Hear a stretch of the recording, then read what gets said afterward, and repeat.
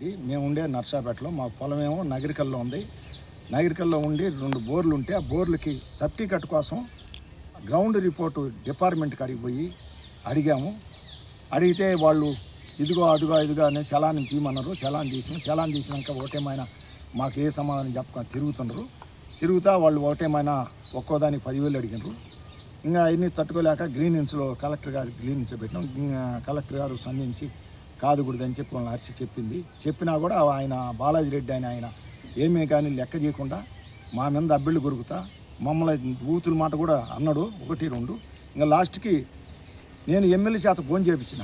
MLA గారిని నాకు జీతం ఇచ్చిండా, మంత్రి గారు పిఏ చేత ఫోన్ చేయించిన. ఆయన ఏమన్నా నాకు జీతం ఇస్తాడా, ఆయన చేత ఫోన్ చేయించను. నాకు సీఎం గారిని ఇచ్చిండా, నాకేమన్నా ఇంకోట సీఎం గారిని ఉద్యోగం ఇచ్చిండా. నేను సొంతంగా రాసుకొని తెచ్చుకున్నది మీరందరూ బెదిరించేది ఏంది, మీ శాతం చేసుకోపో, డబ్బులు లేకుండా మేము ఈయనయ్యము ఆయన అన్నాడు. ఇంక ఇట్లా జరిగింది. ఇంకా లాస్ట్కి కలెక్టర్ గారికి పోయినాక ఏ గారి కానించి నో సర్టిఫికేట్ తెచ్చుకో ఇస్తానని అన్నాడు కలెక్టర్తో.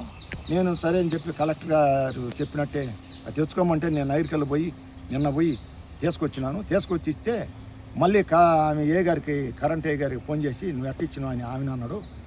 అవునా సరే అని చెప్పి ఆయనకేమో ఇది సర్టిఫికెట్ ఇచ్చినాను తీసుకున్నాడు.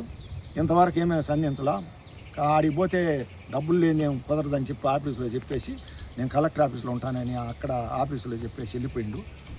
ఇది జరిగిన సంగతి. నా మీద కార్యాలు మీరు నోడుతున్నాడు.